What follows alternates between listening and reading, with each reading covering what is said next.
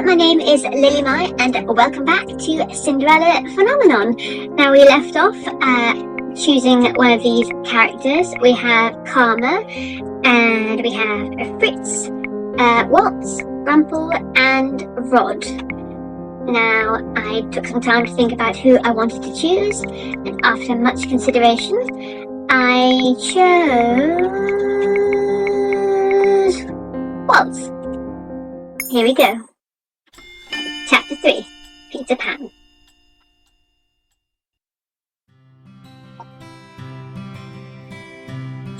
I decided that I cannot waste any more time.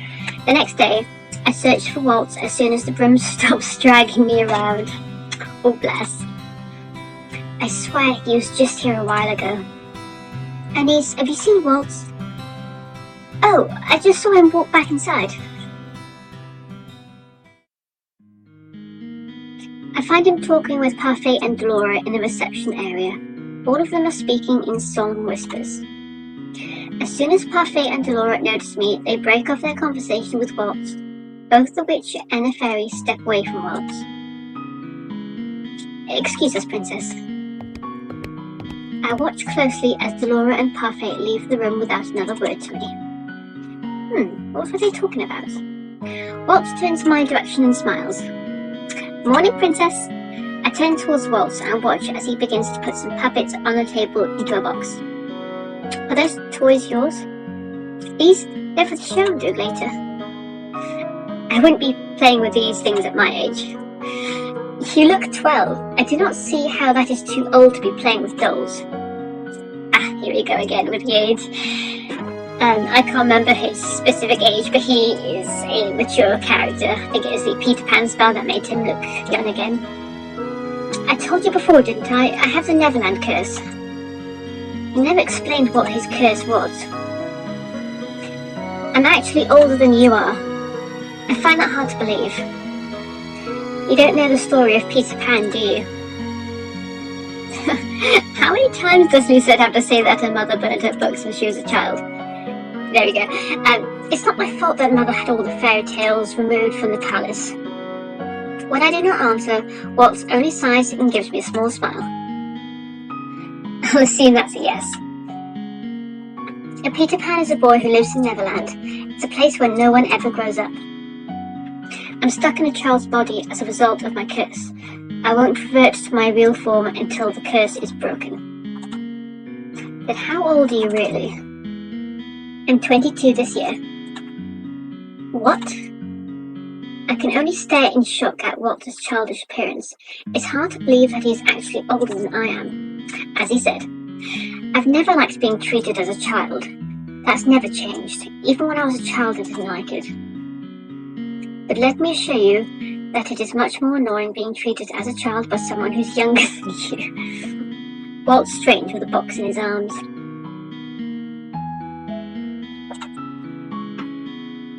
Now, if my princess will excuse me. He turns to leave. Where are you going? I have a show to do today. Waltz does so many puppet and magic shows. How will he help me break my curse if he is never around? I'll go with you. What? I might accomplish a good deed if I come to one of your shows. Excellent idea! That's true, but... Waltz sighs.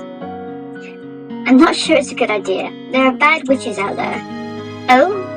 There's an evil witch right here in the margin, but no one is protecting me from her. Are you talking about Delora? Who else would I be referring to? Waltz stares at me for a long moment, eyes thoughtful. He sets the box down on the table again. And don't go anywhere. I'll ask Lady Parfait first. He leaves the room. I lean over the box on the table and see a pile of carefully detailed puppets. Everything looks handmade. I used to sew my own puppets before Mother found out and forbade me from making them. She told me that sewing was not something a crown princess should do. Interested? Waltz's footsteps were so soft that I did not even notice that he has returned to the room until I see him standing before me. I step away from the box. How does he move so quietly? Permission granted. Come on, the show starts in an hour.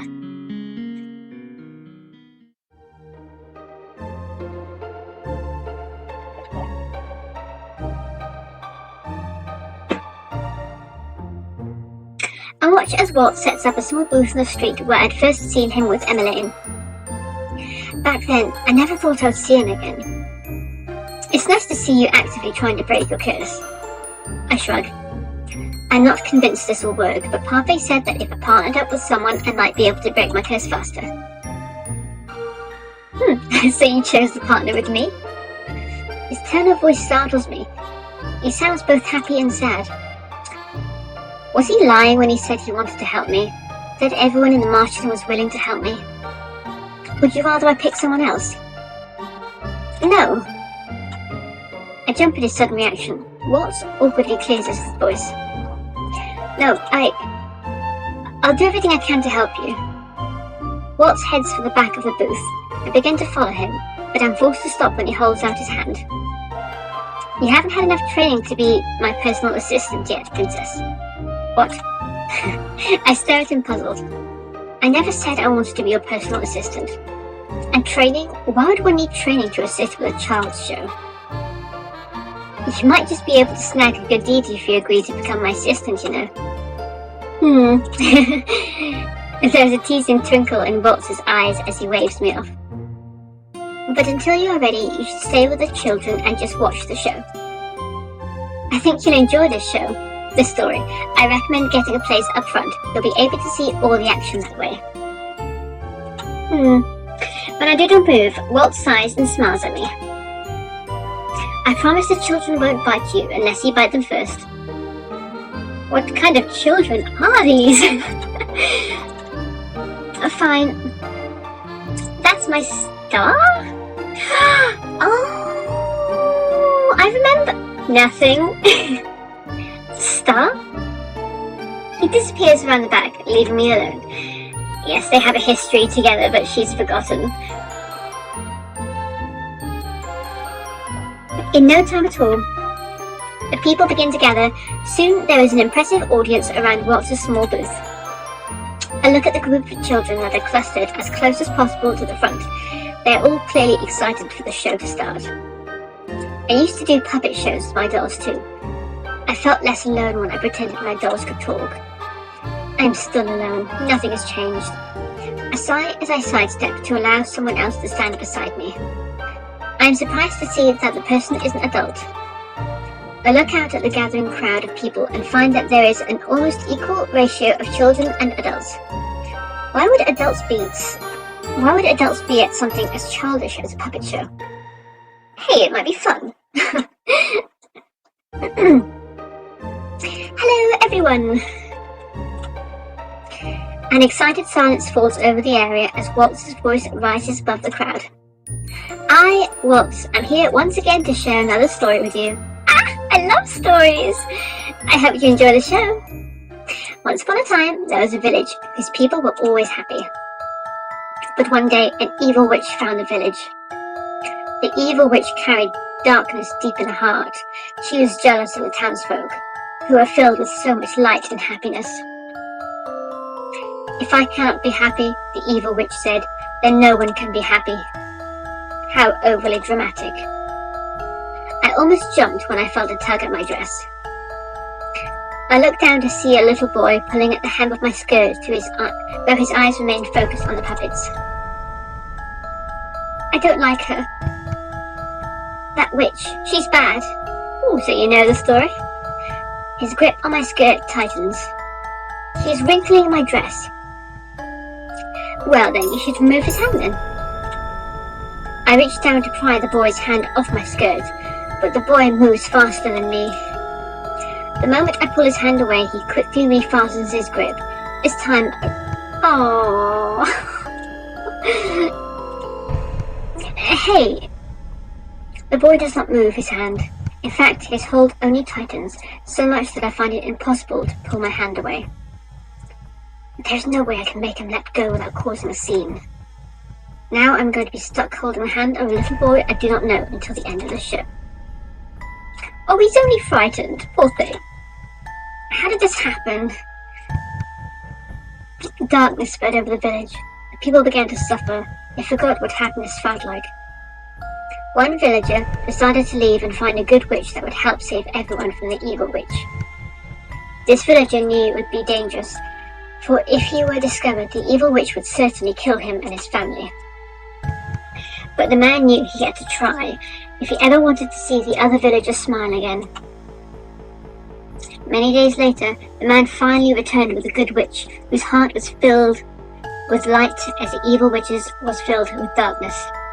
Is that Parfait and... I can't remember the name of, Lucettes' mother? Hildeer, that's it. I think he's talking about these two. And yes, Lucettes' mother was a witch.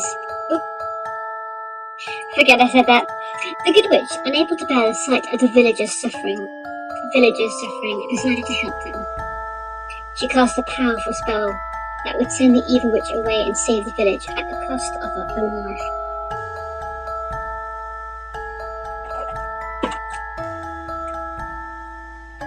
Once the spell was cast, the darkness disappeared from the village. To this day, the people of the village are said to carry the good witch's light within them, and everyone lived happily ever after. Yay! It's a wonderful story, But aren't all witches evil? And that's simply not true. I've met a good witch, one with a heart more light and loving than any fairies. Is that Delora? More of the children began to ask questions. I sigh, unable to do anything except wait while Walter is bombarded with questions. Thank you. For what? The boy that took my hand gives it one last squeeze before running off to join his friends. What did he thank me for? Once the audience finally leaves, Walt comes out from behind the booth and smiles up at me. The show was a success. Princess? There was a boy. He thanked me even though I did nothing for him. The little boy who was with you? But you did do something for him. You held his hand. I did not want to. I realized when I saw the annoyed look on your face. Oh my gosh. It would have been good of you to do it if you'd meant to calm him down. What? The boy was really frightened about the evil witch in the show. He thanked you because you held his hand and stayed with him when he was scared. Sometimes just having someone beside you when you're afraid is enough. Having someone beside you? I think back on all the times I felt scared.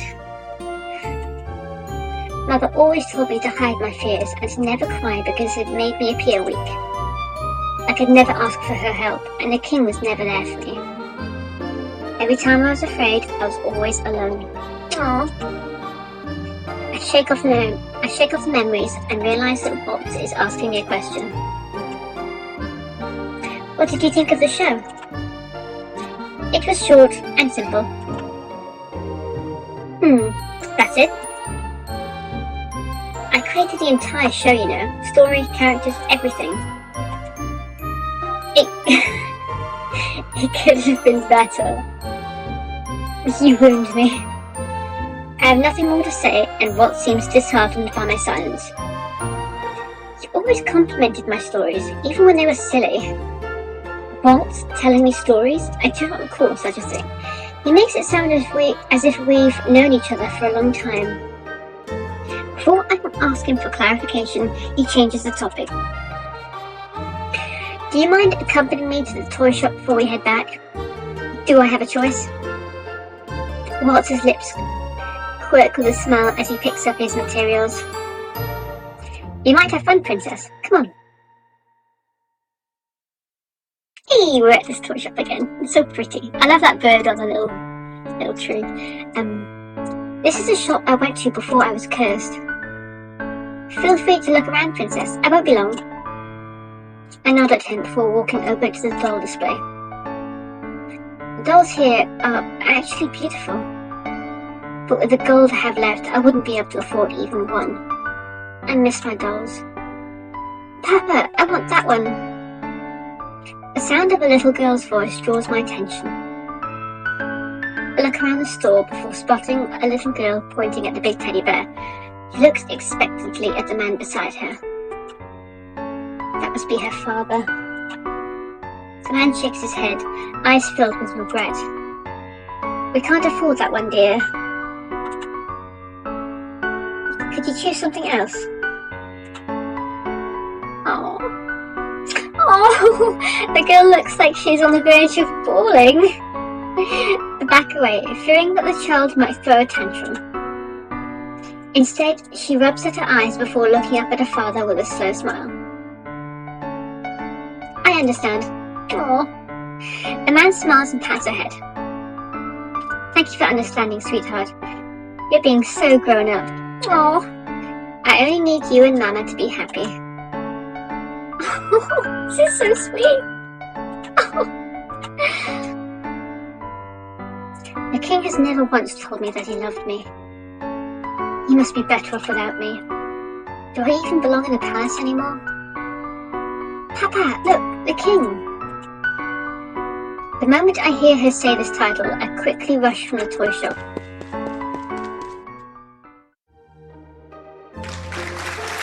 Hail the king! Long live the king! Hail King Gennaro! He's the finest one to see, mounted on his favourite white stallion as he waves at everyone. I spot Ophelia, Rod and Emmeline with him, mimicking his motions. The king used to invite me to join him before, but I always declined. He always went out alone. Once a month, the king sets out to check on the conditions of the kingdom in person. It is his way of bonding with the townsfolk. The Order of Caldera trails behind the royal family with Sir Alcester at the head. But there is one particular person that is missing. It is strange that Fritz isn't here. The parade is an impressive sight. The crowds lining the streets become denser with each passing second. I weave around the mess of people in an attempt to get closer to the king. Thank you, everyone. He's smiling. A true smile. I've never seen him smile like that at me. A heaviness begins to weigh down on my heart. Suddenly, it becomes harder to breathe. Please look this way. Please look at me. The king's looking happier these days, isn't he? I don't think I've ever seen him so joyful. It must be his family. Happier? All I want is for the king to look at me, to see me, but he does not so much as glance my way once. I stare at the ground with bleary eyes. He's happy without me. I return to the toy shop with a heavy heart. The little girl from earlier is standing with her father by the door. He ruffles her hair before holding his hand out to give her a smile. Before holding his hand out to her with a smile, she takes it with a giggle and the two walk off together. Hot ache sings through my blood as I watch them leave. Is this jealousy? I reach up and clutch at my chest. Heartbeats feel painful. This is a terrible feeling. Princess? Lucette? I stare at Walt, temporarily stunned by the fact that he called me by my name and not my title. Are you okay? Despite myself, I find my eyes drawn back to the little girl and her father as they stand just outside the door of the toy shop. Princess? I'm not supposed to show my emotions, so I suppose I'll say, I'm fine. You don't look fine to me at all. Out of the corner of my eye, I see the little girl and her father as they disappear into the crowd outside the toy shop. I am. You still act tough even though you're hurting inside. I am not. Here. What's that? What is this for? In case you suddenly feel like crying, I'm not going to cry. I'm not that weak. Walt frowns when I do not take the handkerchief from him. He puts it back in his pocket with a shake of his head. Crying doesn't make you weak, Princess. That is everything she was taught. Walt moves to the set of teddy bear displays on one of the shelves. He's quiet for a few moments before he speaks. He's affected by the curse. What? The king can't remember you because of the curse. That doesn't mean he never cared for you. That's the reason you looked so down, right? I was looking outside. I saw the way you looked at him. Doesn't he know that it's rude to stare? Oh, and how did I look? Hurt. I turn away before Watts can see the frustration on my face. He loves you, you know, more than you'll ever know. And how would you know that? You don't know him at all. Everyone has their own way of expressing their love. I'm sure he has his own ways. By not being there for me when I need him, he never acted like a father to me. Princess, don't pretend to know what my life at the palace was like, Waltz. This conversation is over. Let us return to the Martian. Always has a wall built up around her heart.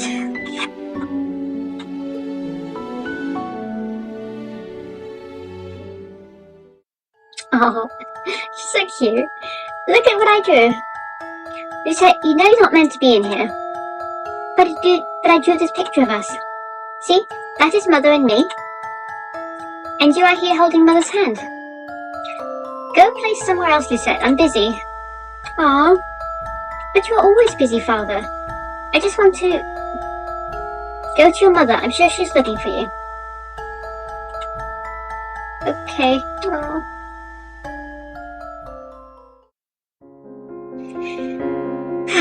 I'm vaguely aware of the moonlight in my room when I sit up in my bed, heart beating painfully fast. What was I dreaming about? I felt like I was dreaming about the king. But why now? A few days have already passed since I saw him. I fall back onto the bed. I close my eyes and once again attempt to sleep, but it hovers stubbornly out of reach. What was that? Who could be making that noise at this time of night? I step out of my bed and head outside to investigate. There's no one here. That sound. It's coming from the tavern. Well, we have to check what's going on. I slowly turn the knob and open the door. Hello? Oh, it's Mr. Broom! The broom begins to hop towards me. Not now. I begin to back away in sheer terror. It's the middle of the night. There's no way I'm going to sweep now. But the broom just hops past the cower behind me? That's some broom you got there. What are you doing here? I couldn't sleep, so I decided to continue working on some of my puppets. But I accidentally stepped on the broom, and it went berserk. I turn around and grab Mr. Broom, leaning it against its designated spot on the wall. But why are you here? I heard a sound. As curious as always, that's going to get you in trouble, you know. I don't need to be lectured by you. I apologize for waking you up. You should go back to sleep. I would not be here if I could sleep. I might as well stay for a while. If that's what you want. Waltz turns back to his puppets on the table. He leans down over the puppets, checking their seams. Since you're here, I think you can help me. Help you? Oh, it's so cute! What do you think of my newest puppet? I love it so much. I look at Watts with surprise, his eyes so wide and his lower lip jutting out. He almost looks like a puppy begging for a treat. Is he expecting a compliment on the puppet? Well, absolutely. Well, I look closely at the puppet's eyes. It looks evil? Really? I'm glad to hear that. It's going to be the villain in my next show. Thank you for the help, Princess. I'm glad that my mentor...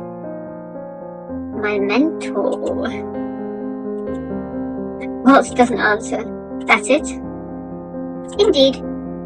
I only offered an opinion, but he looks so happy. What a weird person. Waltz resumes his sewing in silence. He's very talented to be able to sew such a complicated animal. He has probably been doing this for a long time to be so skilled, possibly even longer than I expected, considering the nature of his curse. You look like you've got something on your mind, Princess. Well, you have never actually told me how to break your curse. I guess I haven't. Waltz clears his throat as he goes back to his sewing. I need to find Tinkerbell and Neverland. Oh right, you don't know the story. My mother burned all the fairy and nobody would tell me any of the stories. Mother always Peter Pan is a story of a boy who never grows up. He is accompanied by a fairy friend named Tinkerbell, and the two of them live together in Neverland. In my case, Tinkerbell is a key that can open Neverland. Excuse me.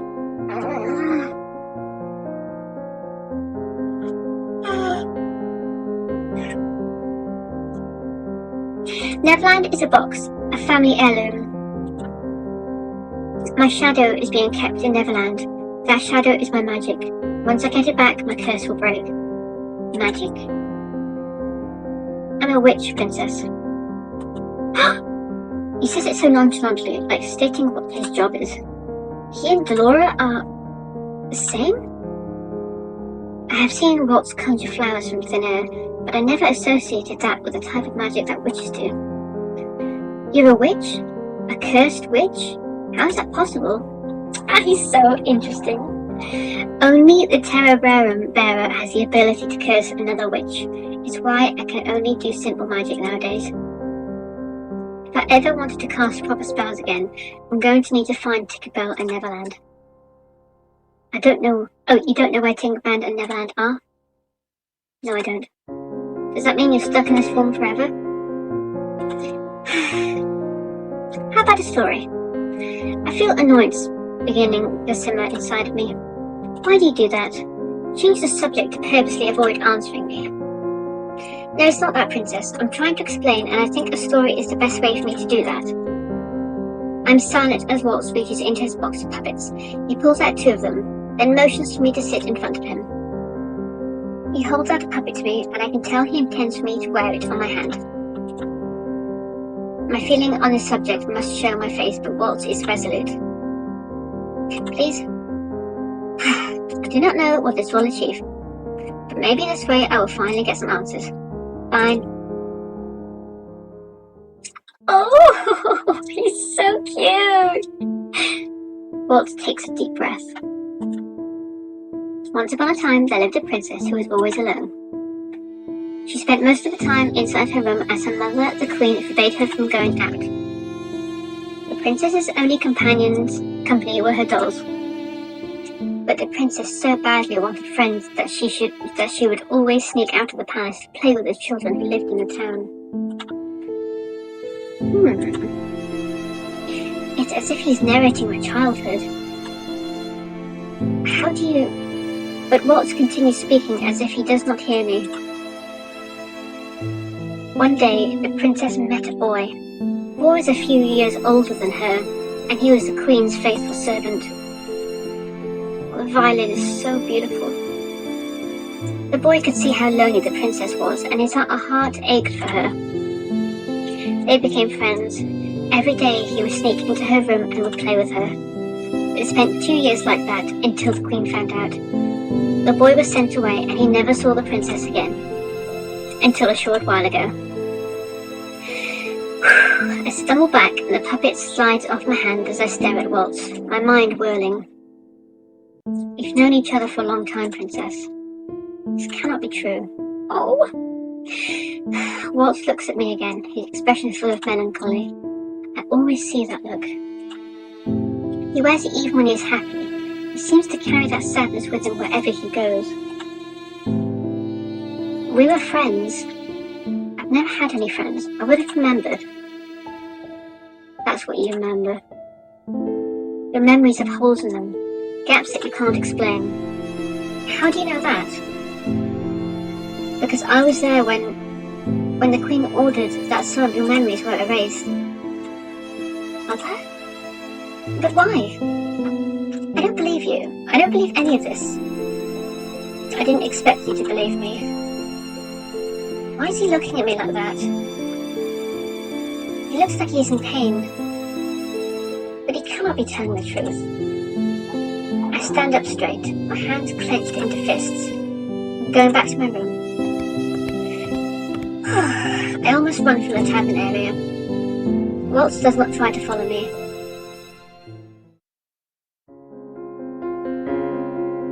Waltz's words loop persistently in my mind. And I think that is a good place to pause. Oh, it's so interesting. There's so much in this story that I love. Thank you so much for sticking by, and have a wonderful day. And don't forget to take your medication. Bye bye. Hello, just super quick here. I just wanted to say that I know the quality of the audio isn't great here because I forgot to plug my mic in. So I did a little bit of an oopsie, and I'm sorry. Next time I'll remember to plug it in. And this is the case for Cinderella Phenomenon Part 7 and 8 because I recorded them at the same time. So sorry about that. I'll try to be more aware in the future, and thank you very much. Have a lovely day.